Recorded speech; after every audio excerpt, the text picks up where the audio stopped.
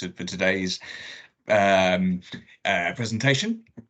I'm just going to give a few more minutes before we kick off, because everything you say is going to be invaluable, and I don't want anyone to miss any of your words. So let's give it a couple of minutes. Let's try and kick off in a few, and I'll introduce you at that point. Lovely, thank you. Thanks.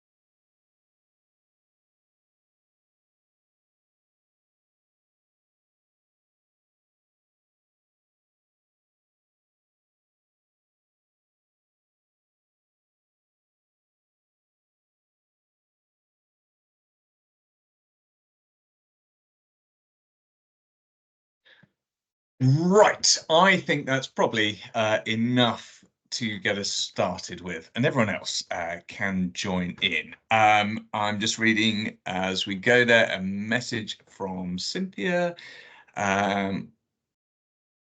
Fine, Cynthia, we will send on that link to your colleague. So thank you very much for letting us know.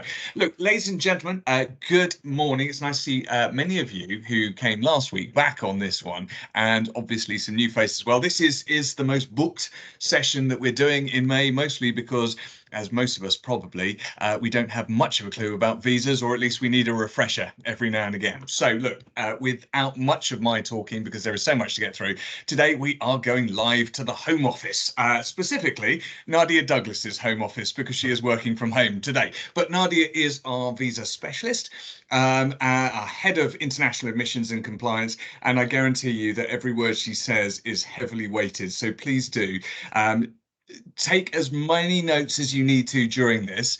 There may be a lot of questions from this one today. What I'd encourage is, just because when a lot of the information will go in a flow, if you have questions, drop them into the chat and I will field those either during the course of the presentation or at the end to Nadia, so that we can actually keep up to date with all of your questions.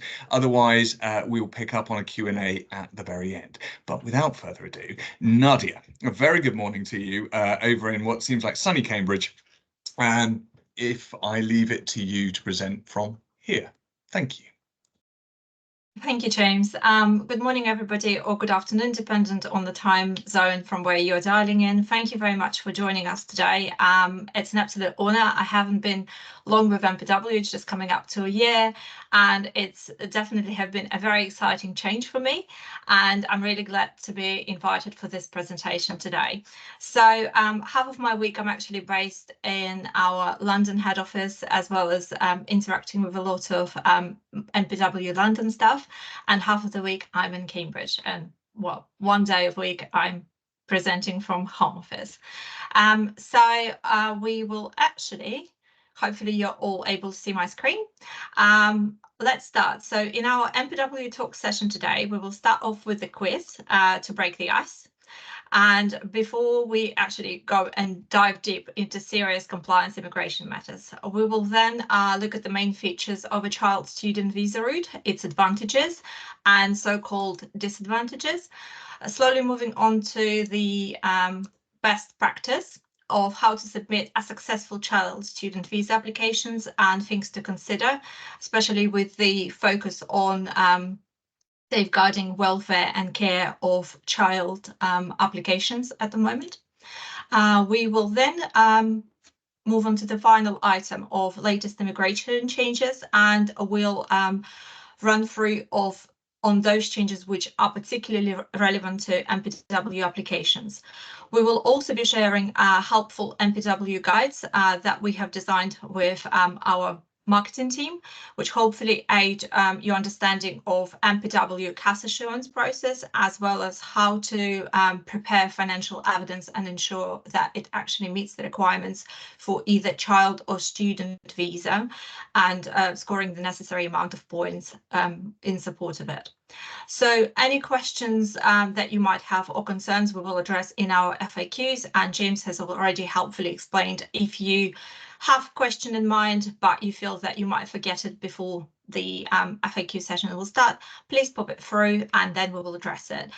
It will obviously be our aim of any questions that we might not be able to cover or address during the session that we'll present with FAQ as a follow-up of this session.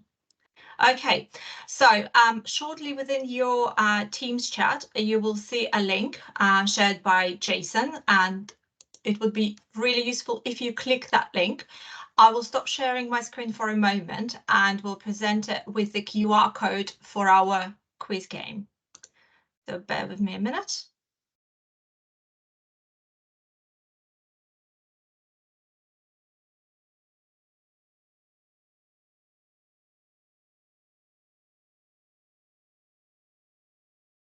Please let me know if you are able to view the screen right now.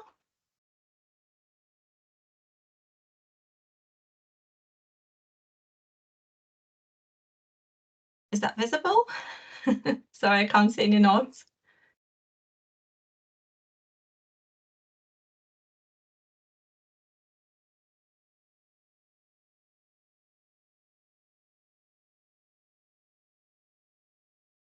Thank you, Zion.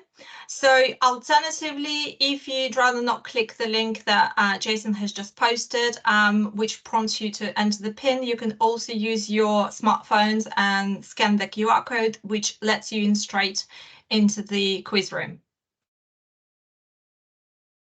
So we'll just give people a minute or so to join. So we've got a large population, and then we'll start in a minute or so. Again, it's for a little bit of fun, some knowledge, not just necessarily for us to test you, but see how you're getting on.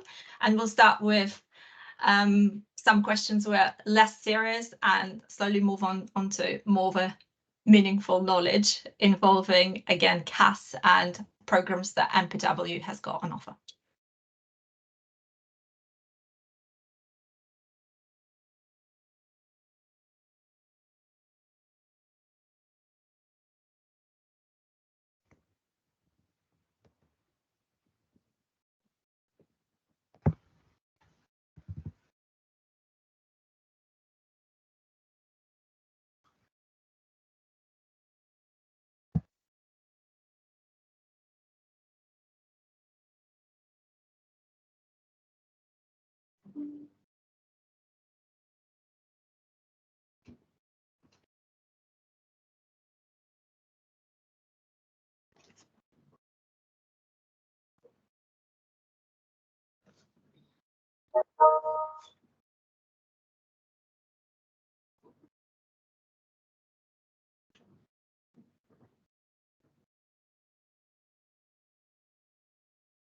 Should we get the number of participants to maybe 20?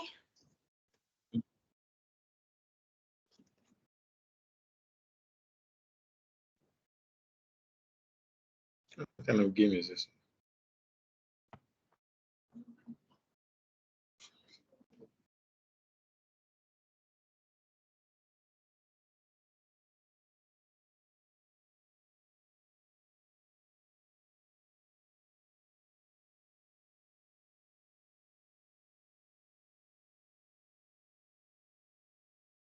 Okay, I think we will start. So the questions will appear on the screen. You will need to select what you think is the right answer, and you have about 20 seconds for each of the questions. Okay, so let's begin.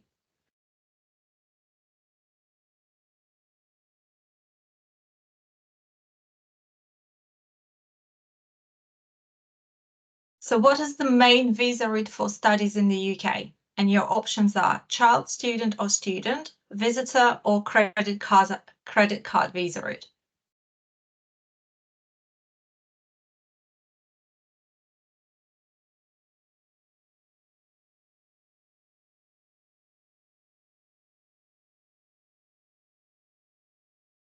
Great. So we've, out of the 14 questions, we've only got one that didn't get it right. So this is the scoreboard so far. A little bit of healthy competitiveness. So question number 2, what is a CAS? Is it a confirmation of academic success? Is it certificate of amazing students? Or is it a confirmation of acceptance for studies?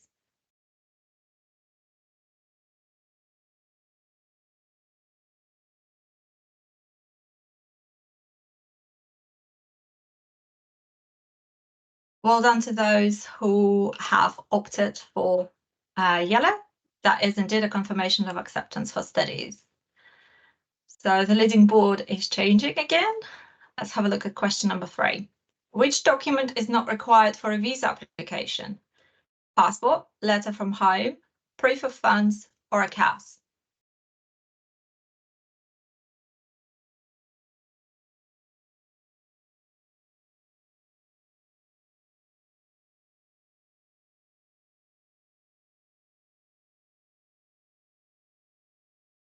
Oh, so yeah, it might have been a little bit ambiguous on the question of not requiring a CAS because the specification of a child or student visa has not been mentioned.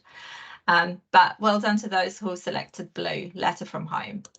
On the next question is, what should you check before submitting your visa application? And the possible answers are your horoscope, weather forecast, your social media profile, or financial evidence.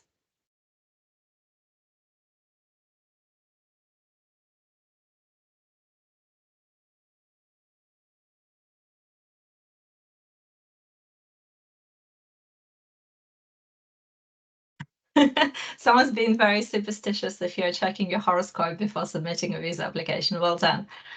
On the next question, on to number 5. What happens if you submit an incomplete visa application? You will get a gold star. There will be delays in visa processing times, or the application goes to the Bermuda Triangle. What are your thoughts?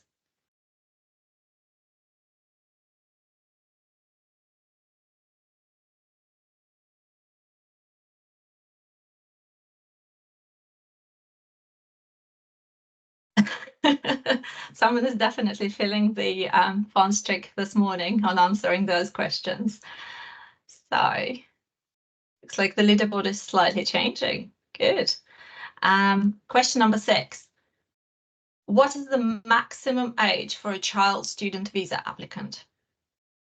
16, 17, or 18?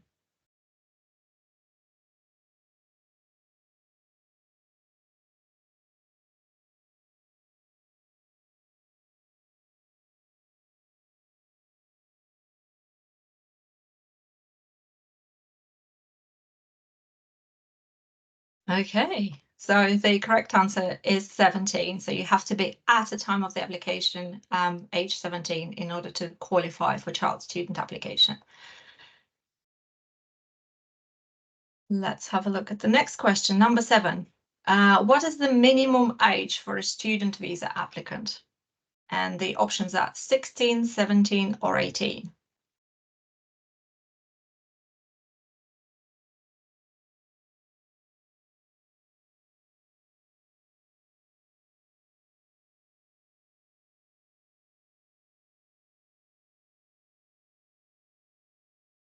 It is a 16 age gap. So well done to those who opted for red. So next question is number 8. It's a true or false. Can you study ANSI UK Foundation year under the child student visa route if you are 16? Is it true or false?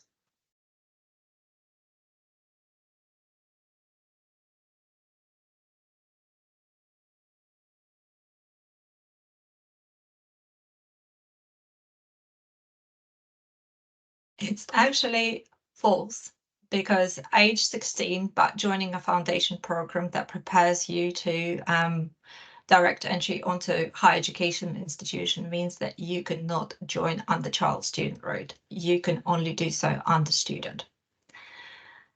Next question. We're almost there. 9 out of 10. What type of sponsor is MPW? So MPW is on the registered sponsor list. What type are we? Private provider, independent school, or higher education provider?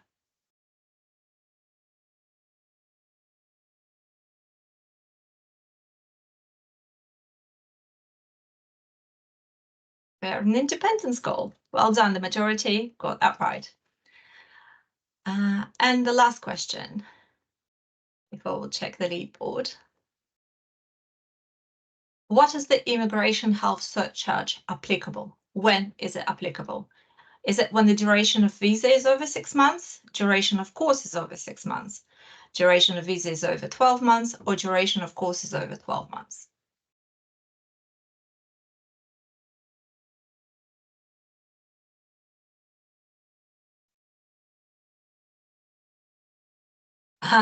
Duration of visa is over 6 months. So when you are submitting an application for studies in the UK, you need to predict of how long your visa will be issued for, rather than the start and the end date of the course, and the health surcharge will be calculated based on that. And let's see who we've got as a winner. Congratulations, K1, slowly followed by SO. And then the top one is JG. I think I can make out who the individuals might be. So thank you very much. Hopefully that was a little bit of fun, as well as you got to learn something, before we'll actually get all serious and talk about child, student, and student visa categories. So I'm just going to stop sharing and bring the presentation into the sharing window. Bear with me a moment.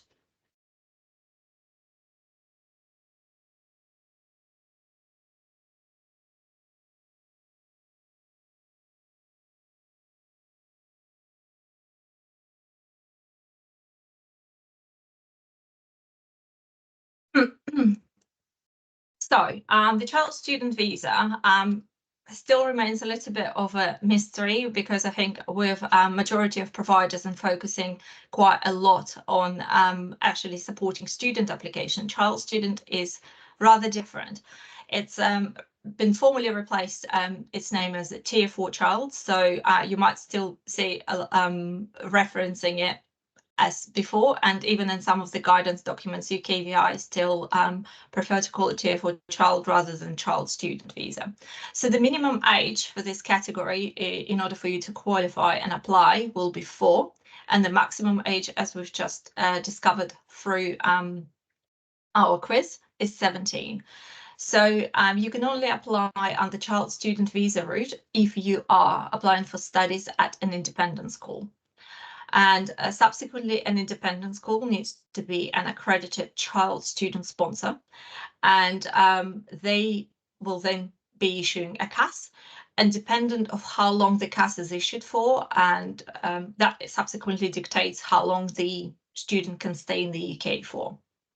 If your student or an applicant is under 16, the course length for how long they could be issued a CAS for and remain on that course is up to 6 years. So if you subsequently thinking that someone will be joining school at 4 and early stage, then the CAS could be given to them for up to 6 years.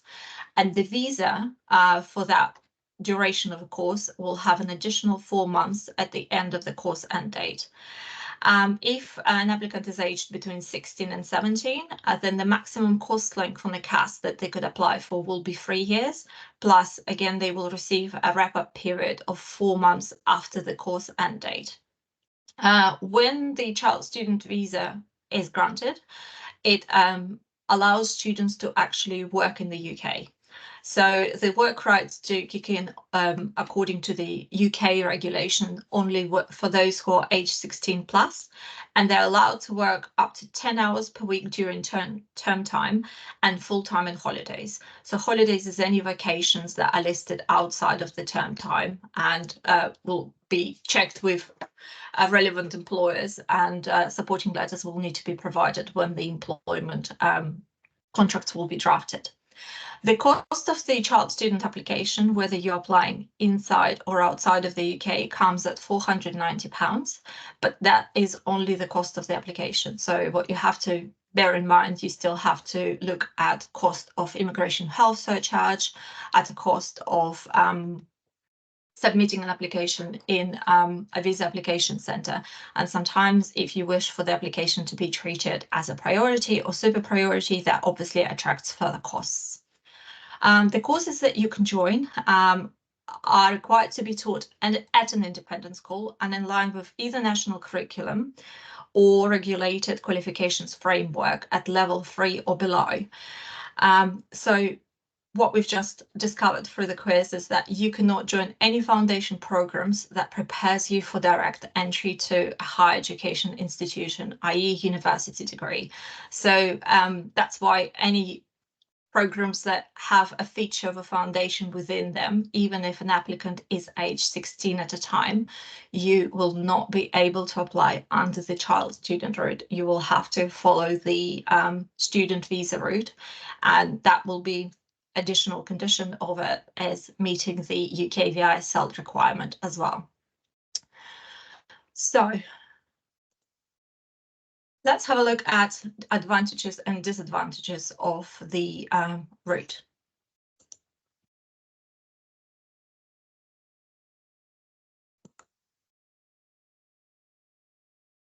So, advantages. There is no time limit restriction. So when the student comes and looks to apply for a program that is a 2-year long, and the program is below degree level in line with the UKVI immigration rules, there is no need to assess whether the student will have enough time for them to complete the course, because at the time of the application, they will be under 18 and time limit for those below degree level courses of 2 years will not apply. They're also benefiting from being exempt from academic progression requirement. So when you apply for underchild student visa, it's obviously will be required to provide the evidence of the previous visas that the student might have had, but you do not need to declare that the academic progression has been met. UKVI have introduced that around 10 years ago, where they thought that the student route has been abused, and essentially students have been arriving and continuously studying on the same level without showing any academic success and progression. Hence, I've introduced that in order for you to qualify for a student route continuously, you subject to time limit for those below degree programs, and it's all aligned with what the UK curriculum stands for, and you usually complete your school by the age of 18 before you progress onto the further education. And you are also required not to just study on a specific program, but successfully complete the program. And even though academic progression requirement is a criteria that you need to fulfill, if you are looking to be exempt from academic progression, you can submit application from outside of the UK, and that automatically makes you exempt. Also, having a switch from a child student visa onto the student visa when you apply for your first ever student visa, you're automatically exempt from academic progression too. One of the huge benefits is you also do not need to take a UKVI CELT, so you still need to meet the entry requirement for the English language requirement as a part of the program. So you need to fulfill that criteria in order for you to cope with the program itself and succeed academically. However, the educational providers can make that assessment internally. You could also present other ways of how your level of English has been achieved and what you measure at without having to take a UKVI CELT. Another advantage, which could be looked at as a disadvantage at the same time is a wraparound period. So this is usually referred to as what you get given at the end of your course before your visa expires. And for child student visa applications, you get 4 months added to the course end date. Obviously, if a student is then looking to progress to another course under the student visa route and looking to study at below degree level, that might be a huge disadvantage, because any time given for your visa counts towards that 2-year time limit.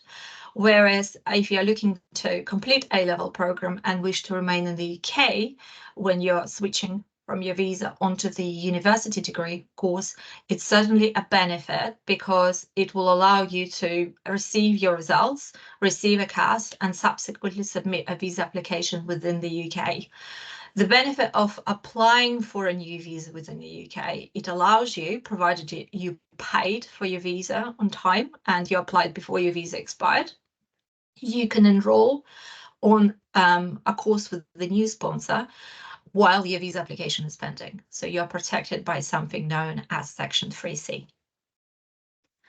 Let's have a look at the disadvantages, in addition to what we've mentioned being the wraparound period.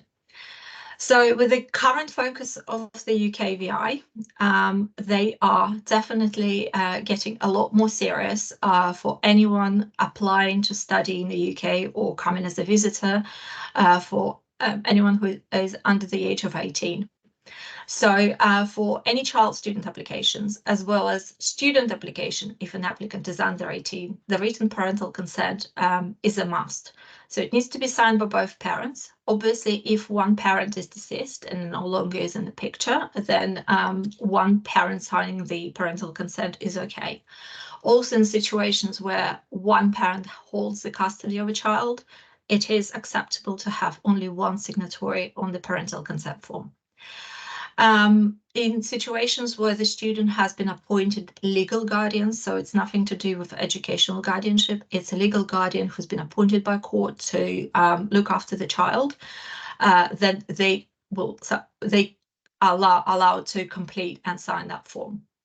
So when signing the form, what you actually need to ensure you mention, and when we support any child student or student applications where parental consent form is a mandatory requirement, we have actually worked on embedding all of the requirements within our parental consent form. So if you have students who you're sending to study with MPW and the parental consent form gets issued at a draft CAS stage, please ensure that that is the exact form that gets submitted in support of the visa application to avoid any complications at a stage when you applying for a visa. So the parents, i.e. legal guardians, have to consent to the actual visa application submission. They need to consent to the living arrangements and care of their child, excuse me, while they're in the UK. Ideally, will need to be referencing the address where the student will be residing, and if they are, for example, boarding with Queensgate House, then that has to be quite explicitly mentioned on the consent letter. And the parents or legal guardians will also be consenting to the travel to the UK and reception of their child. Are there any questions so far, James?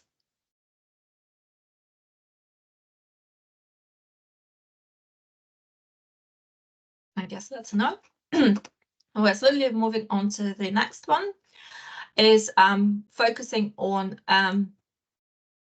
best practice for child student visa applications. Hopefully sharing our findings so far will help you foolproof the visa application process, and means that there will be no delays, no further communication from the Home Office, and essentially no fallback or any issues for the students once they get the visa granted and arrive in the UK. So one of the most important ones is actually to apply in the correct visa category. In the past year, we've definitely seen a percentage of the applications where we have issued the child student CAS, but the application, when it was submitted, it was applied for student. And when the student received the decision letter, it was actually granted them under incorrect category. What it means is when a student arrives, there might be complications that they cannot benefit what child student applicants could benefit in, i.e. work rights. Obviously not as important because they're here to study, but it might be a helpful engagement and getting themselves plunged into the environment of learning English as well as getting further experience. It also means that if you're under student visa, you're unlikely able to change any course and switch into a new course post-arrival.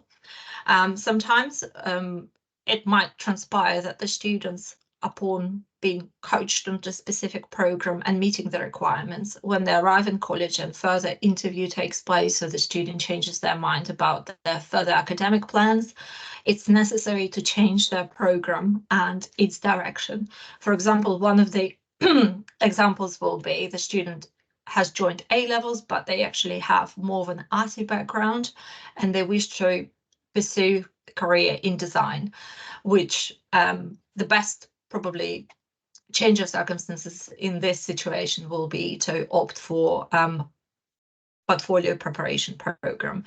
If we have issued a child student CAS, but the student has been granted a student visa, until that visa gets corrected, we will not be able to report any changes, which obviously means significant delays, students falling behind academically, not enjoying the environment and experience of studies. So that's just something to bear in mind. Usually we will have to advise Home Office on the incorrect category, and sometimes it might take up to 2 months to get the correct visa reissued to the student. Another experience situation where we've definitely seen a huge rise is understanding the category for living arrangements. So for any child student applicant, you'll be asked a question on what would be the living arrangements during the study period of that student or that individual. So there are multiple options what you could opt for. There is a boarding option. So even though some of MPW students might opt to live at accommodation through KSS, KSS is not a boarding option at MPW. So those who are opting for residing at KSS, either in Cambridge, Birmingham, or MPW London, for example, IQ or Lightfoot, they're likely to fall into the category 16 to 17 and living independently. So when you complete the visa application on behalf of those individuals in the circumstances just mentioned, you will need to be selecting they will be living independently. And obviously a letter of confirmation of their place and invoice paid and things like that will need to be provided in support of the visa application. If the student has been given a parental consent form and also a confirmed place of residing at Queensgate House in London, which is referred as MPW boarding house, then the option of boarding is acceptable in those circumstances. We've also had cases where the students aged 16 and 17 been approved to live, for example, with older siblings who are currently university students. Although it's not a very much of a preferred option, but it is acceptable to allow an individual to live independently from the college, even though it's not desirable. So in those kind of circumstances, even though your brother or sister is considered to be a close relative, the likelihood is they are here under student visa route because they're studying at the university level. So living with a close relative is the wrong category to choose. And we have seen some of the decisions from the UKVI and entry clearance team actually refusing applicants of not meeting that requirement. So if you happen to have a case where a student has been approved to live with an older sibling and the older sibling meets the close relative criteria as the terminology, but doesn't meet all the criteria per UKVI, which I will explain, then you need to be quoting that they will be living independently. So that's what's going to be the arrangement. So with a close relative, just to refer to exact definition, as per UKVI guidance, it's a person aged 18 or over and who's the child's grandparent, brother, sister, step-parent, uncle, and it has to be brother or half-brother of the child's parent, and aunt, sister or half-sister of the child's parent. So what we need to bear in mind here, in a lot of cultures, references to the family could be quite more extensive outside of the list that I have just mentioned, and people might be called aunties where they're actually not sister or half sisters of the child parent. And when it comes to the visa application, you will have to declare all of these familial links. And if it happens not to be met, then subsequently the visa application will be refused as not meeting the requirement. And in addition to meeting the familial link, the individual who is nominated as a close relative, they also need to be either a British citizen or settled in the UK under indefinite leave to remain, or they can qualify under settled status within the European Union settlement scheme.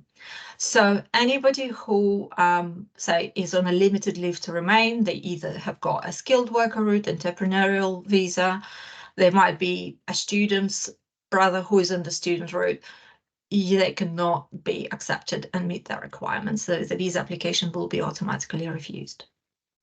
Another arrangement, which again is quite rare, is a private foster care arrangement. So for cases where the children are under 16 and they're cared for by someone who is not a close relative or not the legal guardian or not the student parent, the private foster care arrangement does kick in.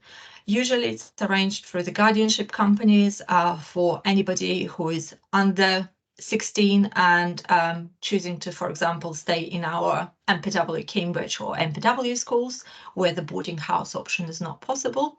And also if their stay with us is exceeding 28 days, then the local authority will need to be notified of that private foster care arrangement. Once the individual who meets the requirements and the local authority has been informed, we will also be required to receive an acknowledgement letter from the relevant authorities to say that they understand that this is going to be the arrangement. And once the student arrives, there will be further notifications to the council to say that the student has made it, they've successfully received the visa, and they're now in the care of their individual. At times, our local authorities also make visits and assess the well-being and care of the student, so it's something to bear in mind. And the last but not least is rather confusing question that the Home Office are not helping themselves, but they seem to be causing a lot of ambiguity in answer. So the guardianship arrangement. This is a quite direct question close to the end of the form, where it states whether the student is going to be residing elsewhere and whether they will be in guardianship arrangement at any point during the time in the UK. Please don't get confused and do not start inputting details of an educational guardianship in that field.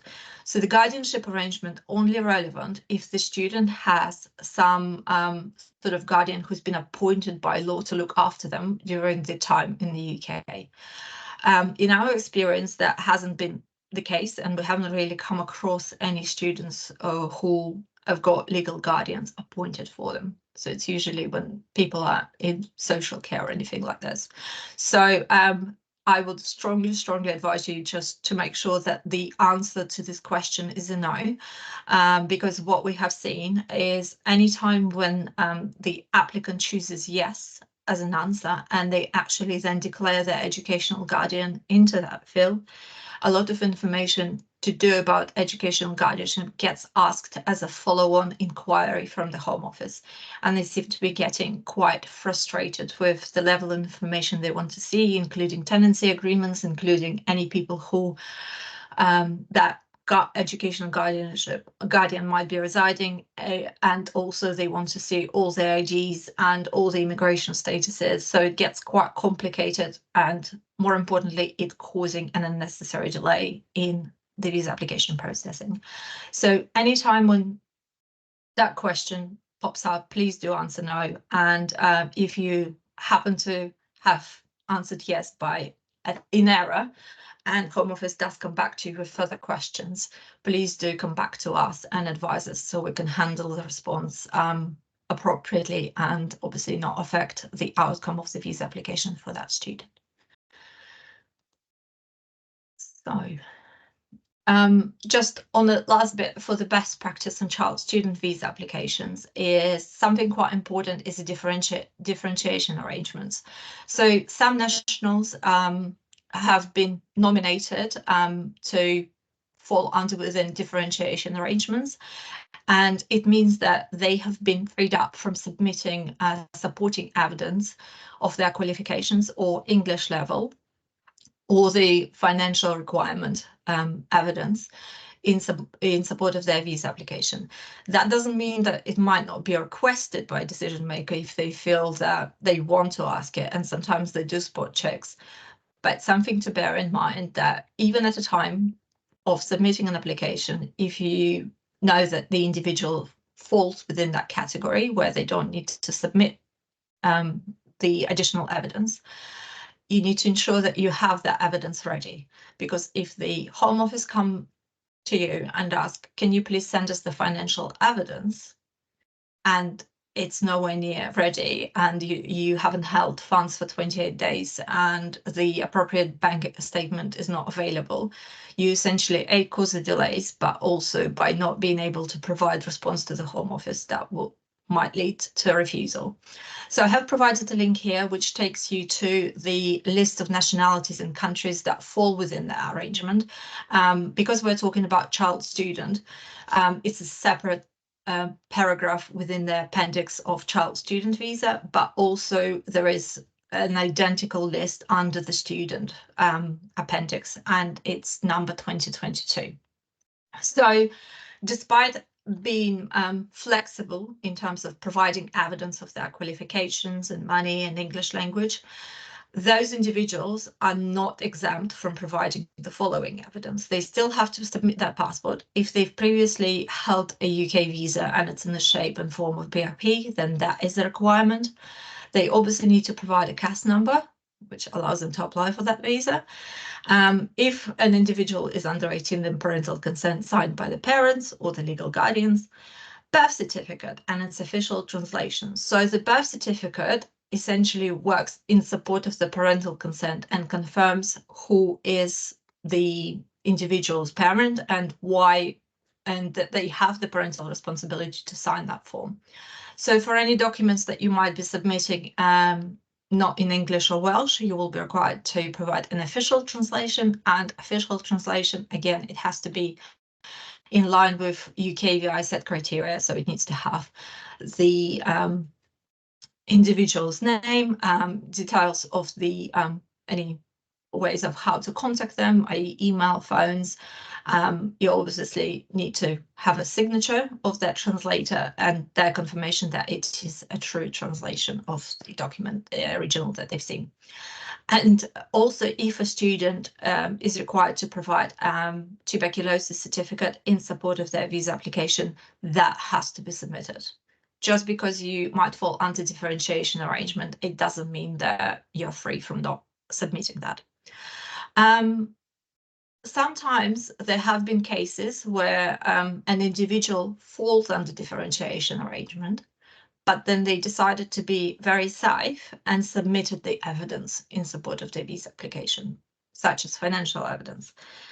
If the financial evidence happens not to meet the requirements, the visa application might get refused because the decision maker has the duty of assessing everything what's been provided in support.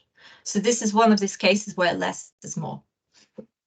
And also, if we're dealing with dual nationals and they happen to have a passport, one passport that falls within differentiation arrangement and the other one doesn't, they need to ensure that for them to benefit from the differentiation arrangement, they need to have the passport of that nationality being marked on the CAS under which they're going to be applying, and subsequently providing that passport on the application for it to benefit from this arrangement. Okay. Which brings us slowly on to the latest immigration updates. So it's been quite a busy year so far. And again, these are the changes that are relevant to the applications for NPW. So we don't want to say that other changes didn't take place. It's just they're not going to be really relevant for our students or applications to study with us. So if majority of you do happen to deal with September intakes and having that major focus of delivering the usual academic year, that you might have not heard that the immigration health surcharge has increased quite considerably in early February. So for the student route, now you're looking at £776 per year, which previously was at 470. This is calculated based on visa duration, not a course. It is only relevant for child, student and student when we're talking about study visas. So if you're looking for anyone to join us under the visitor visa route, the immigration health surcharge will not apply. Even if a student might have a private medical insurance arranged, immigration health surcharge is a must. And if you do not pay in support of the visa application will not be processed. It will just be sitting as invalid until the payment takes place. So again, it's a necessary delay. Certain nationalities can benefit from receiving a refund if they wish to. So the nationalities that qualify for the immigration health surcharge refund are those from EU, Switzerland, Liechtenstein, Norway and Iceland. They can apply for the refund. However, what they want to be mindful of is that if they were to apply for the refund and receive it, they can no longer work. So obviously child student allows working, have got working conditions. If they go and opt for immigration health surcharge being refunded to them, they lose that right. Again, less relevant for children, more relevant when it comes down to student visa route and they're at university and they want to support themselves, making it a social aspect, anything. They just need to know what the drawback will be. So there are obviously situations where immigration health surcharge will be refunded, and in majority of the cases, you don't need to do anything to get it refunded. When you have students who happen to have an overlap of the visa, for example, their visa is currently valid until October this year, but they're applying to join somewhere else in September. If there is an overlap of months, those will be automatically calculated and refunded and paid to the same way how the student paid for the latest application. So it goes back to the account holder who made the payment. If the application happens to be refused, you will receive a refund as well. It does take about 28 working days to get those things processed and actioned. But if the student has received the visa but happened to opt for not coming to the UK for any reasons, whether it's a personal health, unfortunately, the immigration health surcharge does not get refunded. And if the student withdraws their application, it happens exactly the same if the decision has been made.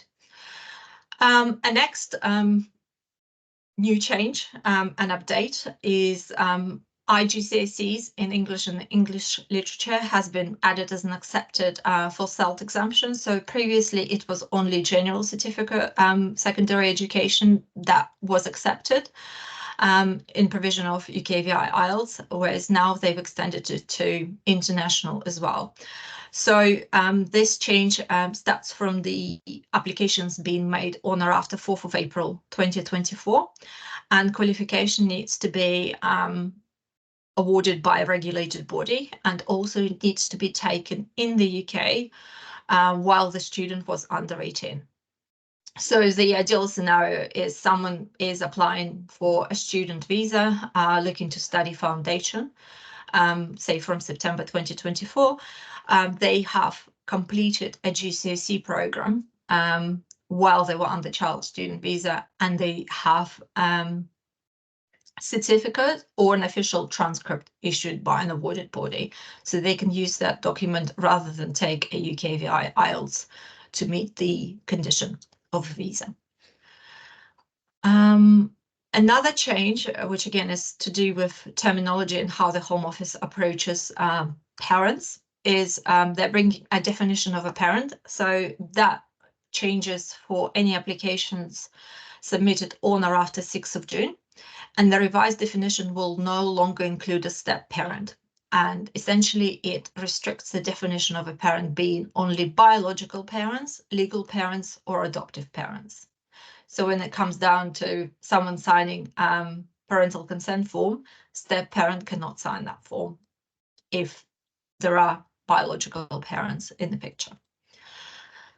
And one of the most interesting latest immigration updates is digitalization of visas.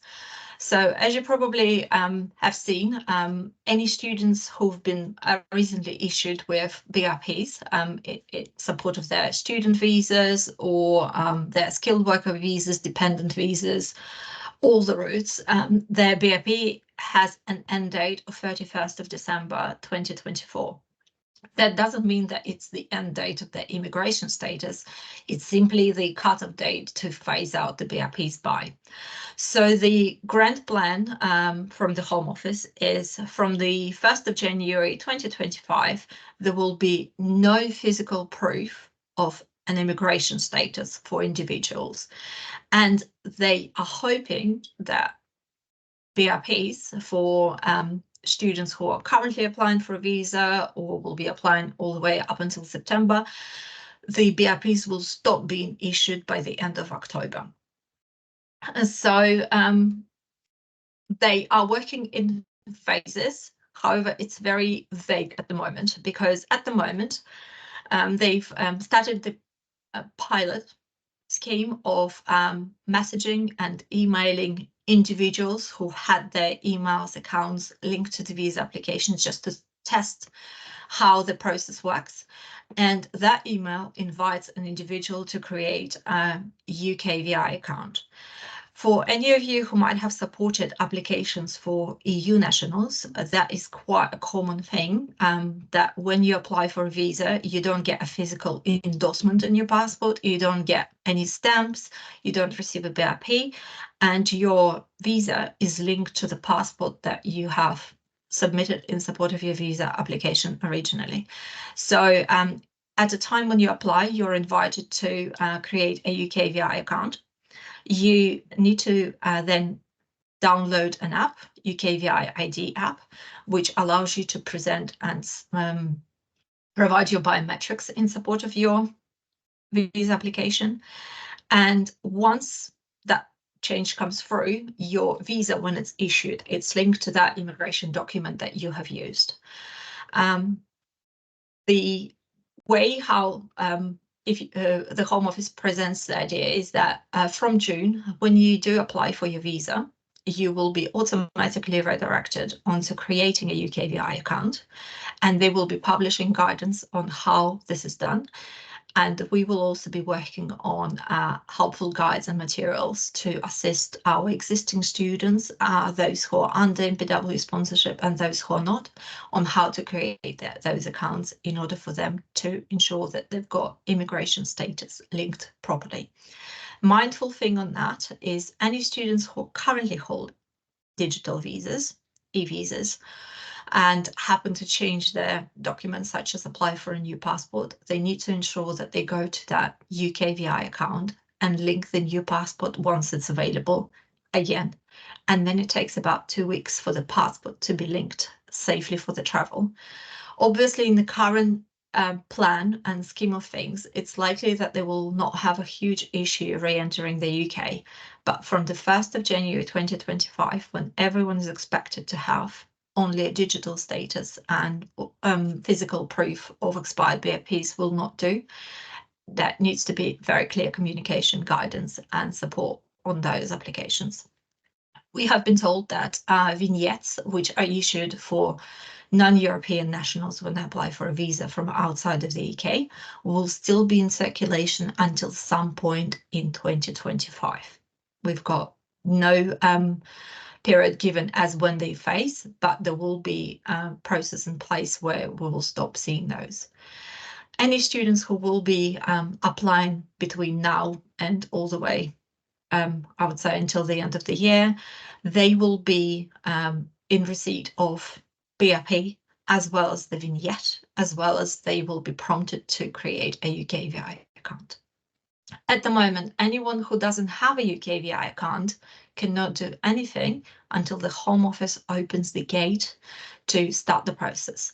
So it's just something that we obviously want to raise with you, because you're supporting international students, you're supporting individuals who might have other visas, and it's something to be mindful of. But for us as a provider, we'll be required to receive a decision letter for each application once it comes through and being granted. We will need to then receive a share code that individual generates for us to validate their status. And for anyone sort of traveling without any vignettes, we will also be required to receive evidence of their entry to the UK, which is known as activation of the visa. If you happen to receive your visa after you've traveled to the UK, that will require you departing again and reactivating the student status.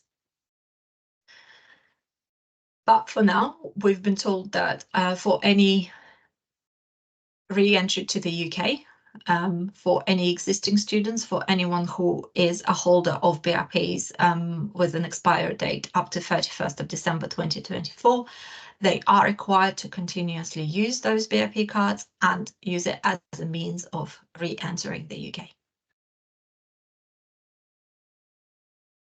And that's everything on the delivery of the latest immigrations. This is just a snapshot of the helpful guides that we have prepared and I've mentioned earlier. So we have how to get a CAS, and it highlights the journey of receiving a CAS and documents that you might need to present in support of it.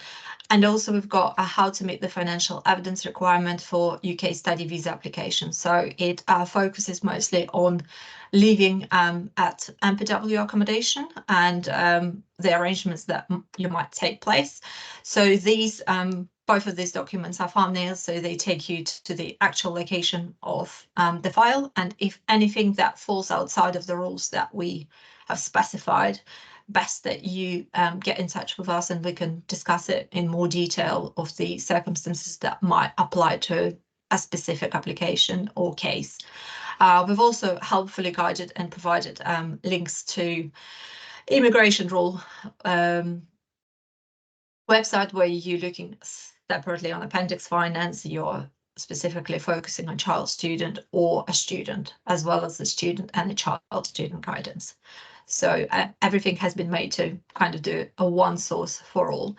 And on the second page of this document, you also have reference of all the terminology that the Home Office relies upon, and more break it down how it applies to you and what you need to be mindful of when submitting this evidence.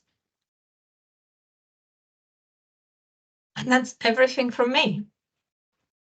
Sorry, I think it's just taken me. Nadia, thank you very much indeed. I'm going to be honest, I got about 3 coffees during that to try and keep up with the amount of information to go into there. All I can say is that I'm just very grateful that you work for us, because ultimately it means that I need to retain less of that information because I've got you to do it within there. So look, thank you so much indeed for everything, and inevitably you have questions. So I'm going to rattle through them with the time on our hands now. Can you, what should we do? How about the visa application for summer school students coming through within there? Can you just reconfirm that one for us? So what is in reference to? How about the visa application for summer school students? Yeah.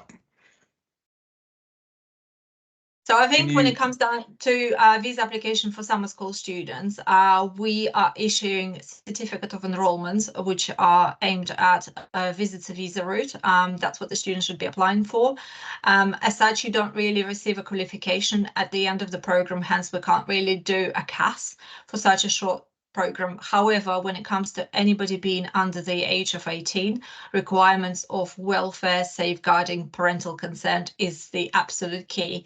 So it's with all the key details about parents allowing for the child to take that course, where the course will be taken, how the care arrangements will be looked at in terms of students being received, students having a transfer, taxi transfer, student then having transport back to the airport, having designated companies which have been checked out. So these are the keys to bear in mind. Thank you. Can you please tell if the child's student visa length for 1 year is always 1 year plus 4 months? Yes, and even if a student opts for 1 term pre-program, for example, a 2-term pre-program, and the end date is always going to be 4 months plus. So we've had applications from January to June, and the end date of the visa is actually 21st of October. Magic. And also, can you tell how to ask for a refund for IHS for EU students? So there is an when you go to gov.uk, there is a very helpful link in terms of applying for the refunds, and you could submit that evidence there. Because for anybody, if you're under EU, you also need to fulfill not just being a full-time course as well as agreement of not working, but you need to make sure you've got EHIC card. So that's European Healthcare insurance card that's issued by a country from where you're applying from to benefit from the refund. Thank you. IGCSE as SELT exemption, okay? Is it only IGCSE English as a first language, or is it also IGCSE English as a second language? And a second backup to that is, does the candidate statement of results count as an official transcript? So far, they haven't actually specified whether first or second. So I would say probably our safe bet to actually ask question from the policy, which we can do, because that's how we've been lobbying for IGCSE being an acceptable CELT. In regards to the candidate statement of the results, it sounds from the guidance that we have received previously that provided that we've got a transcript issued by the awarding body, we should be fine. Lovely. Okay, for the travel history, would it be necessary to fill in all the destinations visited in the past 10 years? What if someone forgot some travel dates of those? Will the visa application be rejected if it's not filled in correctly with all the details? I would say what you need to focus on having UK travel history spot on, because obviously Home Office have got access to a lot of documents, and sometimes they don't, but it's probably safer that you present that data, because when it comes down to you signing the form and paying for your visa application, you're declaring that everything you have provided is a true source of that detail. And if you happen to be found out that it's a false representation, it might have a backfire effect and essentially not just give you a refusal, but also a 10-year ban. If there are any circumstances where students might not be fully aware of their travel history and it took place quite a long time ago, obviously for any students who are applying to MPW, we can support and inquire about immigration history for UK. For any other countries outside of the UK, I would suggest in the would you like to provide any additional information box, which is available on all applications, you either type your assumption of any other dates or just explain that it might have been missed, it wasn't previous passports, and you also can do a cover letter, just in those circumstances provided more rather than less. Lovely. So in short, don't lie to the Home Office because it goes down really badly. And if you don't know all of the details, which is actually strictly quite harsh because not everyone can remember what they did over the last 10 years completely 100% accurately. So you'd like to imagine that there's a margin for error, but clearly the answer to that is there is not. How much money should parents show in their bank account, please, just as a brief guidance? So if we're talking about child and student visa applications, it's anything that is yet to be owed for that academic year, and usually you're looking at the 9 months. So for any child student applications where a student is boarding with us, you essentially can pay everything in full, and then you don't need to show anything. The same applies to student, but if the applicant is staying at KSS or they have got other independent living arrangements in place for their accommodation, they will be required to show living expenses per each month their studies, but no more than 9.